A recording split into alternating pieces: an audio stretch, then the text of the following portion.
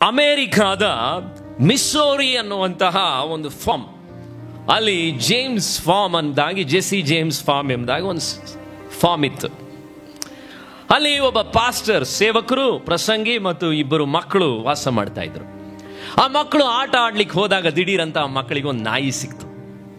ಆ ನಾಯಿಯನ್ನು ಬಹಳ ಖುಷಿಯಾಗಿ ಅವ್ರು ತಗೊಂಬಂದು ಅವ್ರ ಅಪ್ಪನ ಹತ್ರ, ಪ್ರಸಂಗಿ ಹತ್ರ, ಪಾಸ್ಟರ್ ಹತ್ರ ಕೇಳಿದ್ರು, ಪಾಪ ಈ ನಾಯಿ ಚೆನ್ನಾಗಿದೆ, ನಾವು ಇಟ್ಕೊಳ್ಳೋಣ ಅಂದು. ಅದು ಒಂದು ಸಾಕು ನಾಯಿ ಆಗಿತ್ತು, ನೋಡಿದಾಗ ಗೊತ್ತಾಗ್ತಿತ್ತು. ಆದರೂ ಆ ಪ್ರೀಚರ್, ಪ್ರಸಂಗಿ ಹೇಳಿದ್ರು, ವಾವ್ ಚೆನ್ನಾಗಿದೆ, ಇಟ್ಕೊಳ್ಳೋಣ ಅಂತ. ಸೊ ನಾಯಿನ ಇಟ್ಕೊಂಡ್ರು. ಕೆಲವೇ ದಿನಗಳಲ್ಲಿ ಆ ಫಾರ್ಮ್ ಪಕ್ಕಕ್ಕೆ ಇನ್ನೊಬ್ಬರು ಮನೆಯವ್ರು ಬಂದರು.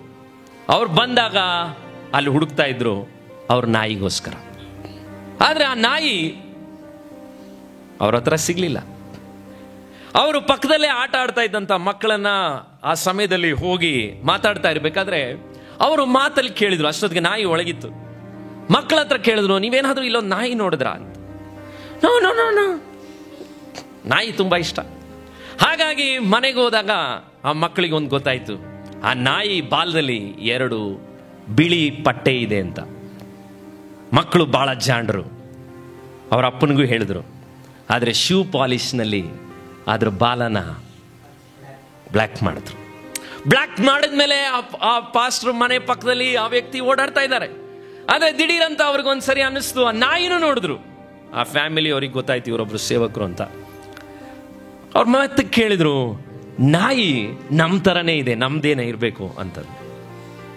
ಪ್ರೀಚರ್, ಸೇವಕ, ನೋ, ಇಲ್ಲ, ಆ ನಾಯಿ ನಮ್ಮದು ಅಂದರು. 2 ಮಕ್ಕಳಿಗೂ ಬಹಳ ಖುಷಿ ಆಯಿತು.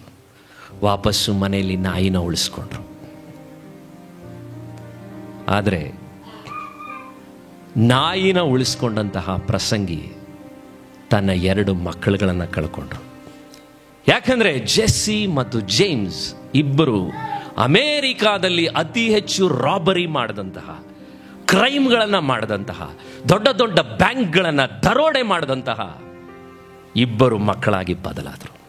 ಅವರಪ್ಪ ಪ್ರಸಂಗಿ ವಾಕ್ಯವನ್ನು ಪ್ರಸಂಗಿಸಿದ್ರು, ಆದರೆ ಆ ಮಾತನ್ನ ತಾನು ತನ್ನ ಮಕ್ಕಳಿಗೆ ಕಲಿಸ್ಕೊಡ್ಲಿಲ್ಲ.